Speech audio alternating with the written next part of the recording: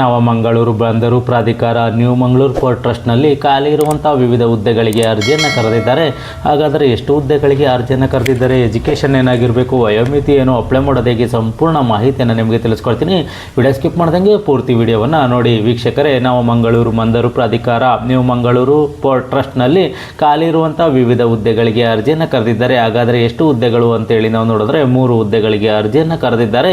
ಯಾವೆಲ್ಲ ಹುದ್ದೆಗಳು ಅಂತೇಳಿ ನಾವು ನೋಡಿದ್ರೆ ಚೀಫ್ ಇಂಜಿನಿಯರ್ ಸಿವಿಲ್ ವಿಭಾಗದಲ್ಲಿ 1 ಹುದ್ದೆಗಳು, ಸೀನಿಯರ್ ಡೆಪ್ಯೂಟಿ ಸೆಕ್ರೆಟರಿ ವಿಭಾಗದಲ್ಲಿ 1 ಹುದ್ದೆಗಳು, ಡೆಪ್ಯೂಟಿ ಚೀಫ್ ಮೆಕ್ಯಾನಿಕಲ್ ಇಂಜಿನಿಯರಿಂಗ್ ವಿಭಾಗದಲ್ಲಿ 1 ಹುದ್ದೆಗಳು, ಟೋಟಲ್ 3 ಹುದ್ದೆಗಳಿಗೆ ಅರ್ಜಿಯನ್ನು ಕರೆದಿದ್ದಾರೆ. ಈ ಒಂದು ಹುದ್ದೆಗಳಿಗೆ ಆಯ್ಕೆ ಆದವರಿಗೆ ಒಂದು ಮಂಗಳೂರಿನಲ್ಲಿ ನಿಯೋಜನೆಯನ್ನು ಮಾಡ್ತೀವಿ ಅಂತೇಳಿ ಒಂದು ಮಾಹಿತಿಯನ್ನು ಇವರು ನೀಡಿದ್ದಾರೆ.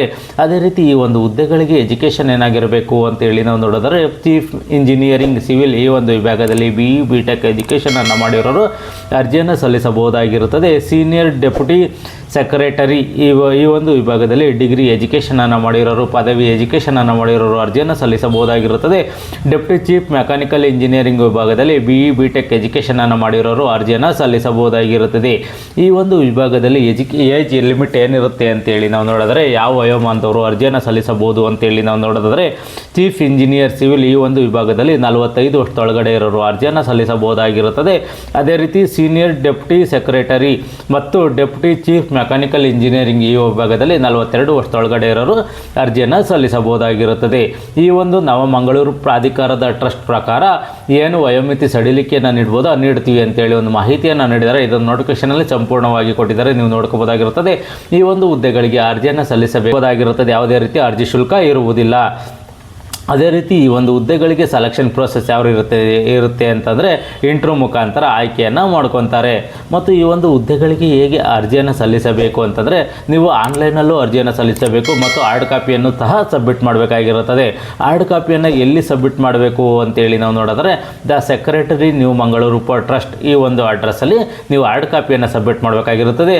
ನೀವು ಆನ್ಲೈನಲ್ಲೂ ಸಹ ಅರ್ಜಿಯನ್ನು ಹಾಕಬೇಕಾಗಿರುತ್ತದೆ. ಯಾವ ವೆಬ್ಸೈಟಲ್ಲಿ ಅರ್ಜಿಯನ್ನು ಹಾಕಬೇಕು ಅಂದರೆ new Mangaluru port trust .gov.in ಈ ಒಂದು ವೆಬ್ಸೈಟ್ಗೆ ಹೋದರೆ ನೀವು ಒಂದು ಅಪ್ಲಿಕೇಶನನ್ನು ಫಿಲ್ ಮಾಡಿ ನೀವು ಅರ್ಜಿಯನ್ನು ಆನ್ಲೈನ್ ಮುಖಾಂತರನೂ ಸಹ ಹಾಕಿ ಏನು ಅಪ್ಲಿಕೇಶನ್ ಹಾಕಿರ್ತಾರೆ ಅದನ್ನ ಹಾರ್ಡ್ ಕಾಪಿನೂ ಸಹ ನೀವು ಪೋಸ್ಟ್ ಮುಖಾಂತರ ಕಳಿಸ್ಕೊಡ್ಬೇಕಾಗಿರುತ್ತದೆ.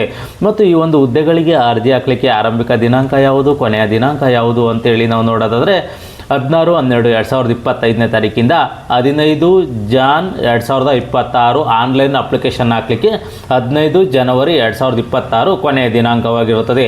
ಹಾರ್ಡ್ ಕಾಪಿಯನ್ನು ಸಬ್ಮಿಟ್ ಮಾಡಲಿಕ್ಕೆ 31 ಜನವರಿ 2026 ಕೊನೆಯ ದಿನಾಂಕವಾಗಿರುತ್ತದೆ. ಈ ದಿನಾಂಕದೊಳಗಾಗಿ ನೀವು ಅಪ್ಲಿಕೇಶನನ್ನು ಹಾಕಬೇಕಾಗಿರುತ್ತದೆ. ಯಾರು ಈ ಹುದ್ದೆಗೆ ಅರ್ಜಿಯನ್ನು ಸಲ್ಲಿಸಬೇಕು ಅಂದ್ಕೊಂಡಿದ್ರೆ ಈ ಒಂದು ನೋಟಿಫಿಕೇಶನನ್ನು ಸಂಪೂರ್ಣವಾಗಿ ಓದಿ ನಿಮಗಿದು ಸೂಕ್ತ ಅನಿಸಿದ್ರೆ ಮಾತ್ರ ಈ ಹುದ್ದೆಗಳಿಗೆ ಅರ್ಜಿಯನ್ನು ಸಲ್ಲಿಸಿ. ಈ ಒಂದು ಮಾಹಿತಿ ಇಷ್ಟವಾದರೆ ಸಬ್ಸ್ಕ್ರೈಬ್ ಮಾಡಿ, ಶೇರ್ ಮಾಡಿ, ಲೈಕ್ ಮಾಡಿ.